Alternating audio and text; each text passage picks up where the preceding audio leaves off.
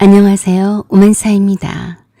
저는 올해로 57살이고 52살에 그동안 25년 동안 다녔던 회사를 퇴직하고 그 후론 별다른 하는 일도 없이 평범한 주부 생활을 만끽하고 있는 중년 여성이었습니다.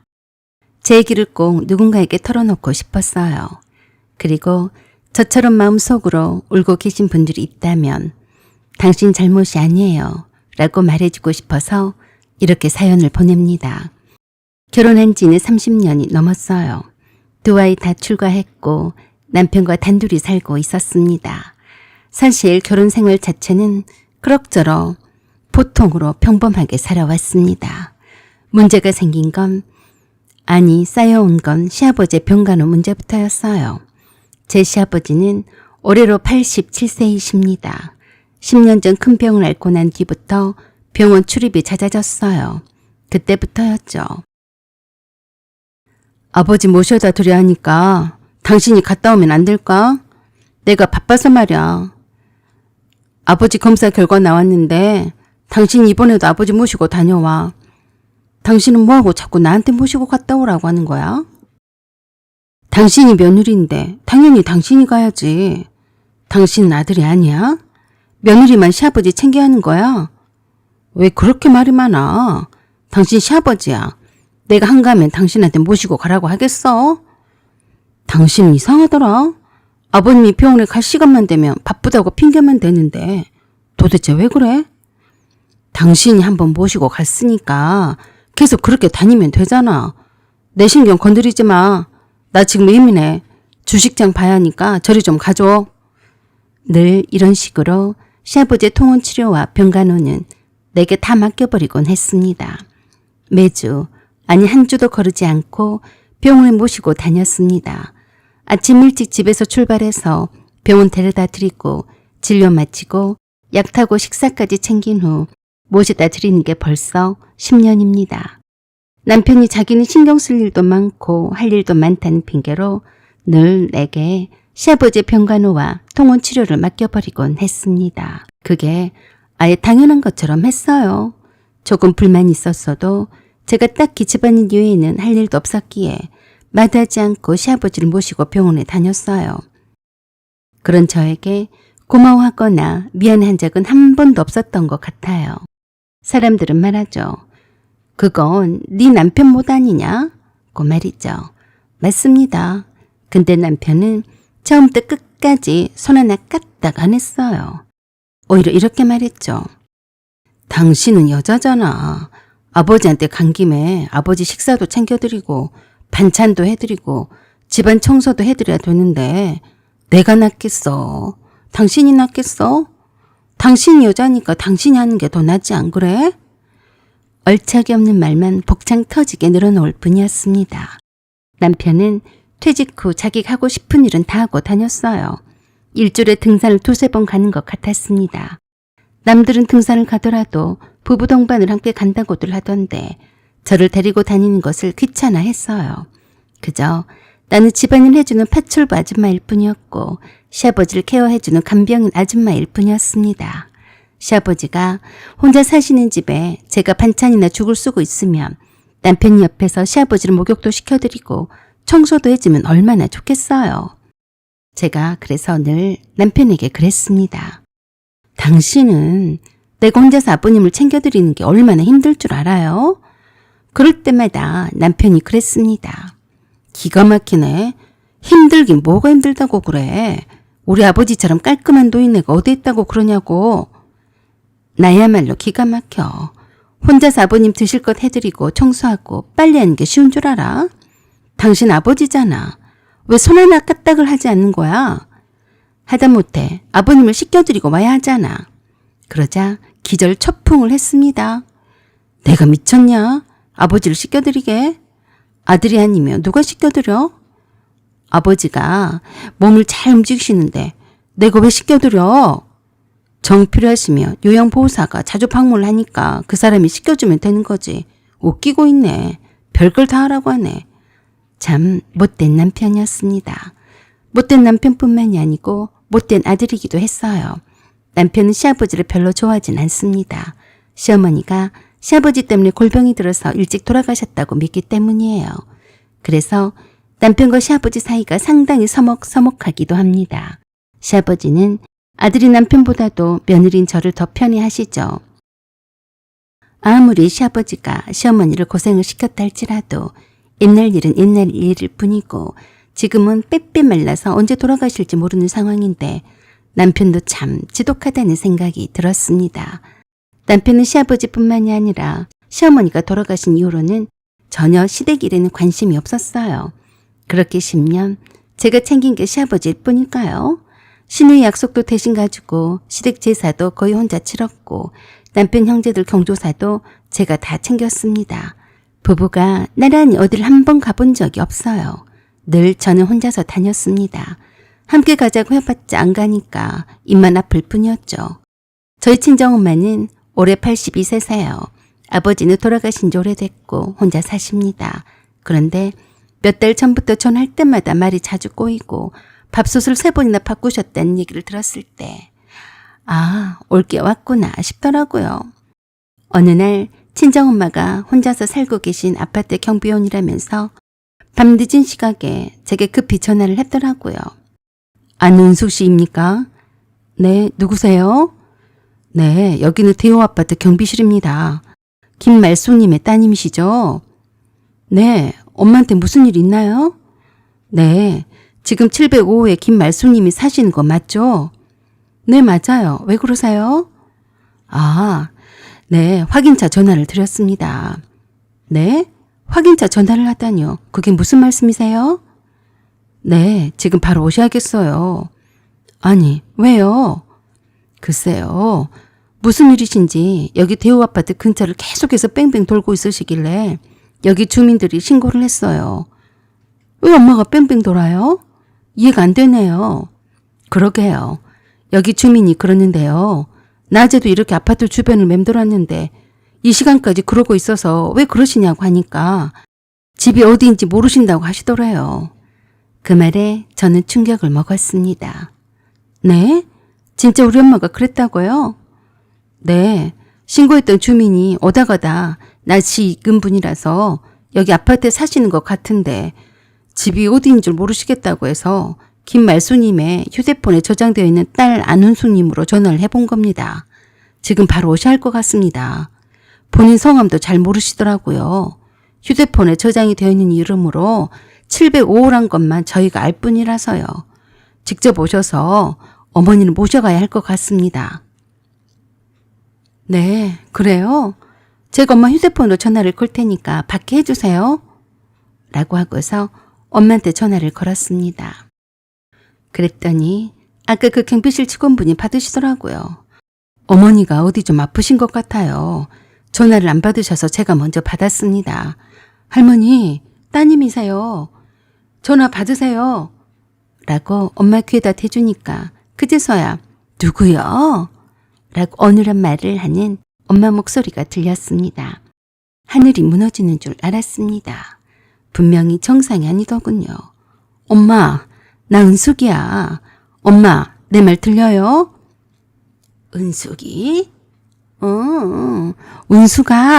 은숙아. 다행히도 제 목소리를 알아들었어요. 엄마는 내 목소리를 듣자마자 울음을 터뜨렸습니다. 마치 어린애가 엄마를 찾아 헤매다 만난 것처럼 말이죠. 아주 어린애가 되어버렸더라고요. 은숙아, 어디 있었어? 난 무서워. 엄마, 내가 금방 갈 테니까 거기 계세요? 응, 얼른 와. 난 무서워. 알았어, 엄마. 조금만 기다려. 기가 막혔습니다. 엄마가 이렇게 빨리 어린애가 돼버릴 줄은 상상도 못했습니다. 급히 가는 도중에 얼마나 슬프고 가슴이 아프던지 말도 못했습니다. 갑자기 머리가 새하얘지고 아무것도 기억이 나지 않는 세상에서 얼마나 혼자서 두려우셨겠어요. 그래도 다행히 딸의 목소리는 기억을 하고 있다니 정말 다행이었어요. 경비실에 도착을 하니까 엄마가 제일 먼저 저를 알아보시고는 내 손을 잡고 또 우셨어요. 경비실 직원이 그런 엄마에게 그랬어요.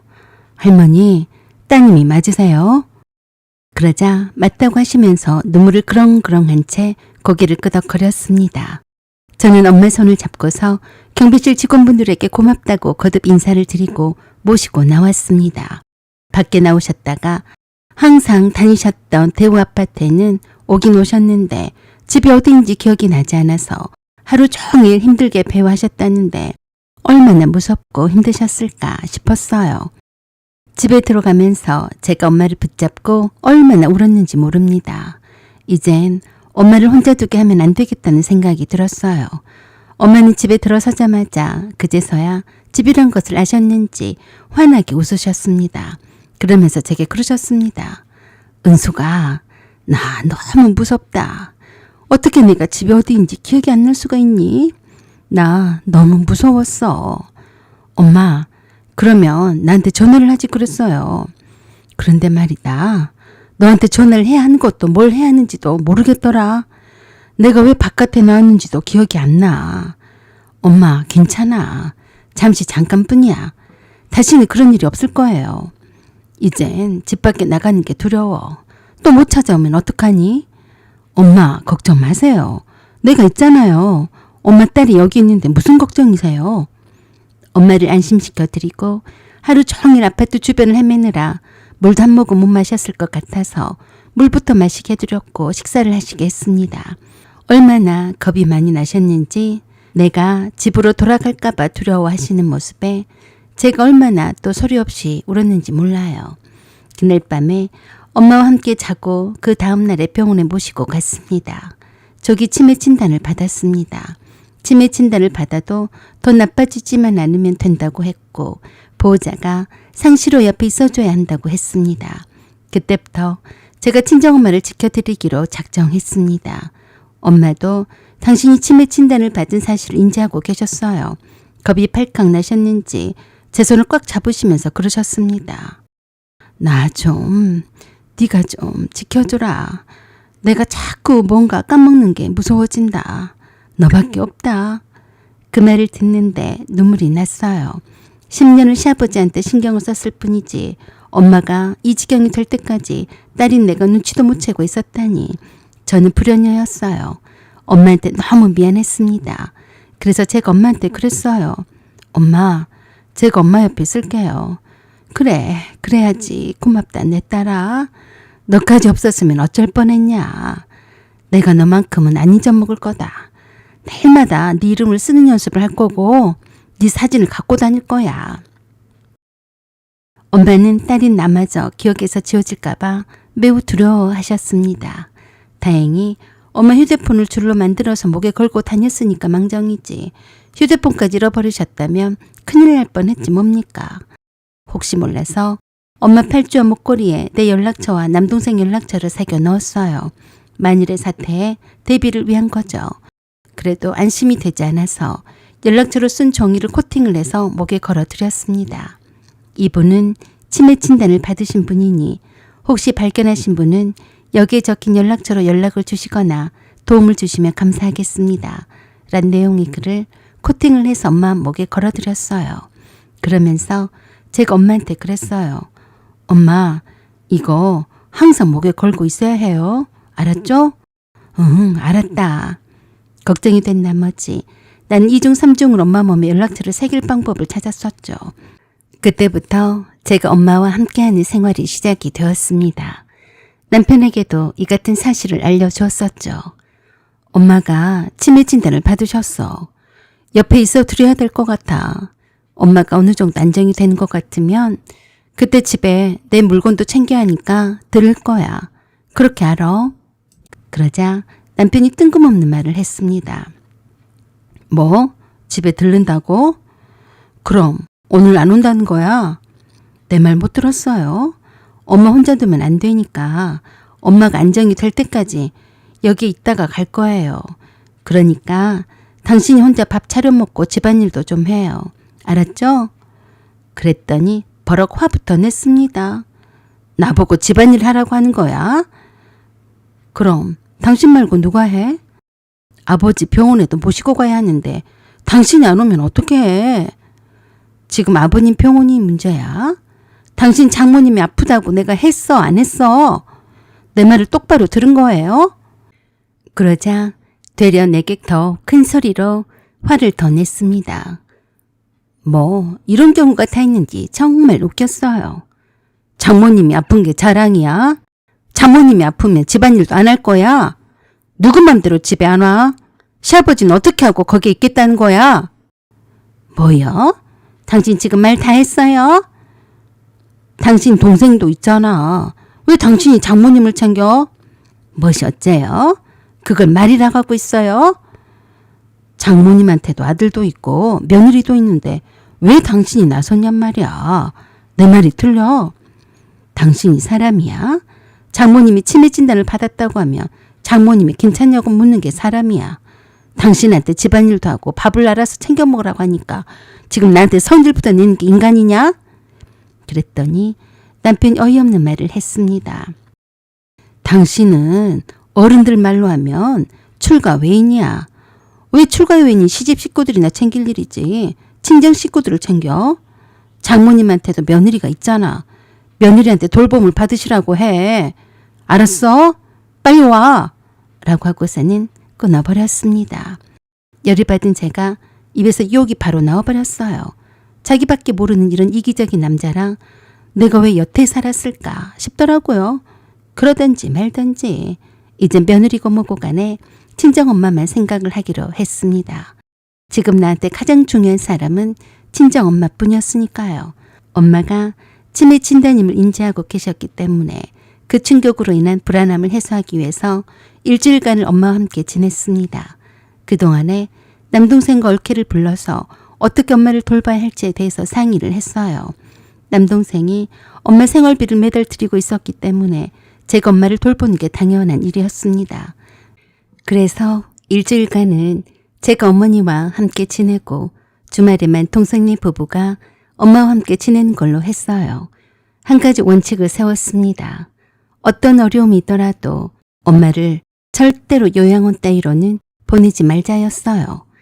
내가 책임지고 엄마가 돌아가시는 그날까지 간병을 할 테니까 절대로 아무리 힘이 들어도 우리 엄마를 요양원에 보내는 일은 없도록 하자. 우리 그것만을 서로 약속하자. 라고 하자 동생네도 그렇게 하자며 동의했어요. 그때부터 저는 엄마와 함께 살기 위해서 저희 집으로 가서 필요한 제 물건들을 가져오기 위해서 올케를 엄마 옆에 두고 나왔습니다. 며칠 만에 집에 갔더니 그야말로 돼지 우릿속 같았어요. 미친 거 아니야? 이게 뭐야?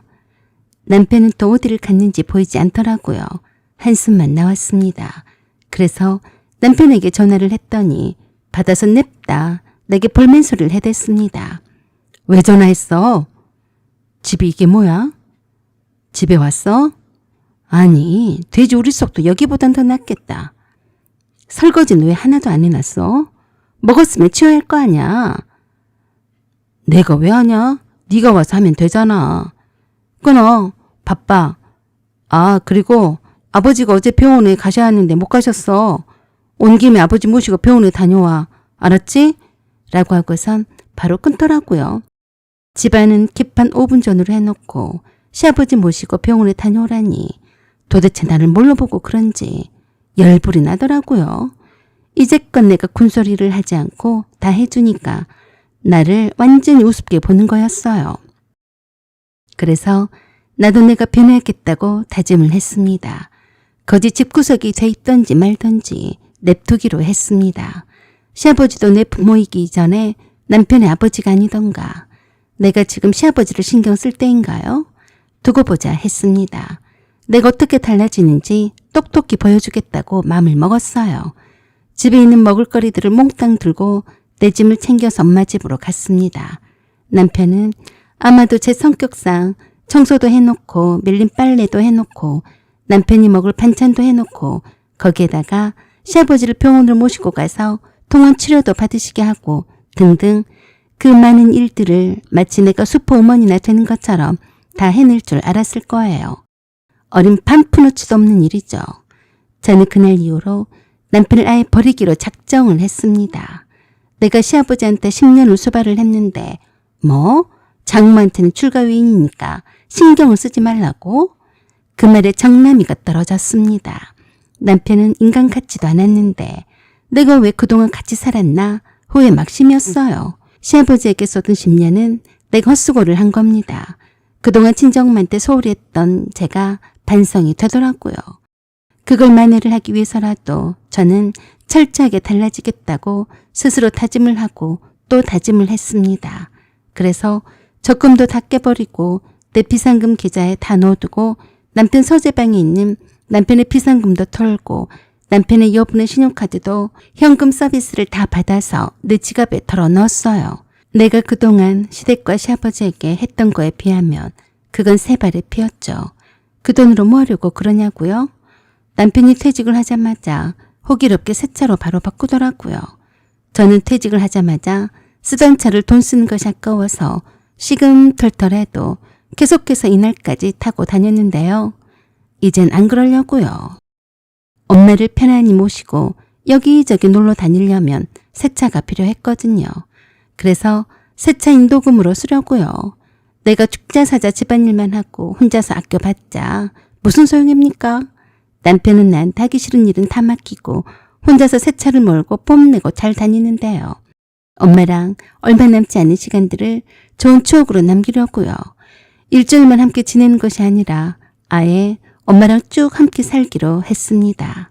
그래서 내 살림살이들을 다 챙겨갔습니다. 어차피 기판 5분 전 집구석에다 제가 조금 더 어질러 놓고 간다고 한들 티도 안 나더라고요. 그래서 마음껏 늘어놓고 치우지도 않고 엄마 집으로 짐을 챙겨서 떠났습니다. 그날 밤에 남편이 내게 전화를 해서 난리였어요. 당신 이게 뭐야? 뭐가? 몰라서 물어. 집이 개판이잖아. 웃기네. 당신이 집을 개판으로 해놓고 갔잖아. 왜 안 치고 갔냐니까. 내가 당신 도우미 아줌마야? 아주 뻔뻔하네. 네 집이니까 네가 치워. 너는 손이 없냐 발이 없냐? 뭐? 아버지는 어쨌어? 네 아버지를 왜 나한테 묻냐? 병원에 모시고 안 간 거야? 내가 왜 네 아버지를 병원에 모시고 가니? 아들이 멀쩡하게 살아있는데 왜 몸이 10개라도 모자른 며느리가 시아버지를 모시고 가야 해? 너 참 웃기다. 네 아버지야. 네가 알아서 해라. 별꼴이네. 뭐? 진짜 그럴 거야? 장모님을 시설에 보내드리면 될 것 아니냐? 치매는 어떻게 감당하려고 그래?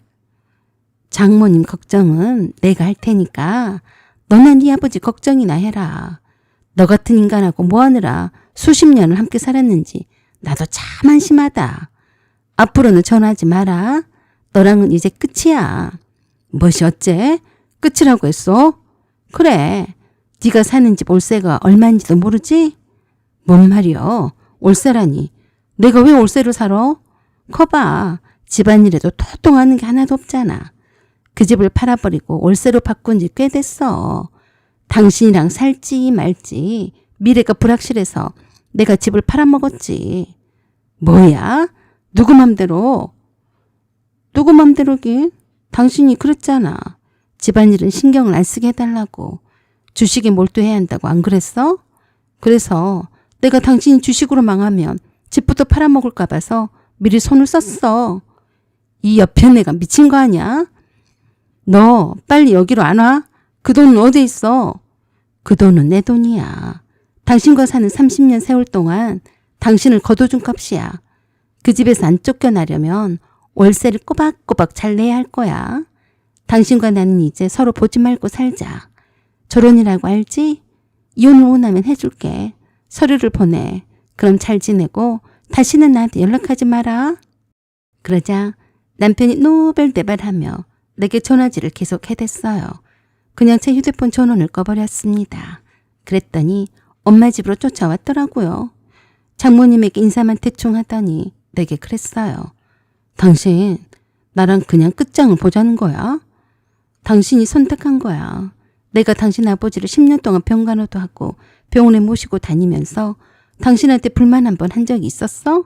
말해봐. 며느리가 당연히 시아버지를 모시고 다녀야지. 그럼 누가 모셔? 왜 당연한 걸 가지고 그래? 그래서 당신과는 안 된다는 거야. 왜 당연한 거지? 엄마가 들어서 좋을 거 없으니까 그만 가라. 결혼이 아니라 너랑은 바로 이혼을 해야겠다. 서류 준비해서 보낼 테니까 사인해서 가정법원에서 만나자. 정말 이럴 거야? 우리 아버지는 어떡하라고 그래?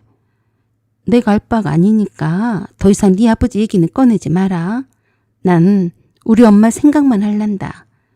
그런데 이게 또 뭐야? 방바닥에 널려있는 캐리어 가방을 보고 남편이 말한 거였어요. 엄마랑 내일 여행을 떠날 거야. 그래서 정신없으니까 빨리 가줘. 뭐? 장모님이 괜찮으신데 여행을 가도 되는 거야? 우리 엄마 아직 기억이 좋으실 때 좋은 추억거리를 만들어야지. 그게 조기 치매에 좋다고 했어. 어디로 갈 건데? 어디로 갈 건지 알면 쫓아오게? 아니, 알고는 이사할 것 아니냐. 곧 있으면 이혼할 마당에 뭘 알려고 해. 당신은 그냥 내가 여행에서 돌아오면 이혼 서류를 준비를 해뒀다가 주면 돼. 알았어? 그래도 어디로 가는지는 알려줘야지. 내일 떠나면 한 달이나 있다가 올 거야. 뭐? 나는 어떡하고 한 달씩이나? 당신이 무슨 상관이야? 그럼 한 달 후에 봐. 집에 꼭 와. 알았지? 라고 하며 돌아갔습니다. 아마도 내가 그냥 이혼이네 결혼이네 하는 말은 그냥 헛소리로 짓거렸다고 착각하는 모양이었습니다. 내가 그동안 그렇게나 남편한테 물렁물렁한 상태로 살았나 싶어 제 자신이 한심했어요. 저는 친정엄마를 모시고 2주 동안을 국내 여행을 다니다가 마지막 2주는 엄마가 가고 싶어 했던 제주도 여행을 다녀오기로 했습니다. 그동안 남동생에게 엄마 집을 내놓으라고 했어요. 제주도를 엄마랑 함께 둘러보다가 괜찮은 곳이 있으면 엄마랑 함께 살 집을 구하려고 합니다. 엄마의 마지막 기억을 아름답고 행복하게 꾸미기 위해서 말입니다. 그러기 위해서는 인간 같지도 않은 인간인 남편은 내 안중에는 더 이상 없네요. 남편은 나와 이혼은 전혀 생각하지 않고 있습니다. 그래봤자 자기만 손해니까요. 얼마 전에 시아버지가 자리에 몸져 누우셨다고 했습니다. 나한테 죽는 소리를 하더라고요. 병간호를 할 사람이 남편밖에 없어서 어쩔 수 없이 시아버지 집으로 아예 이사를 해서 병수발을 다 하고 있다고 들었습니다. 고생 꽤나 해봐라. 남편도 늦은막한 나이에 자식으로서 효도를 해야죠. 남편과 저는 이렇게 자연스럽게 이혼도 아니면서 헤어져서 사는 것을 선택했습니다. 이렇게 편하고 평화로울 수가 없네요. 친정엄마는 저와 매일매일을 행복하게 지내고 있습니다. 저에게는 매일매일이 소중한 하루입니다. 엄마가 언제 나를 잊을지 모르지만 그때까지만이라도 딸과의 행복한 추억을 만들어 드리고 싶습니다. 매 순간순간이 소중하기에 엄마와 지내면서 나를 기억하는 엄마의 모습을 사진으로 찍고 있습니다. 엄마의 지금의 행복한 모습을 내가 더 오래 기억하기 위해서입니다. 사랑해요 엄마. 사연은 여기까지입니다. 구독과 좋아요, 알림 설정 부탁드려요. 감사합니다.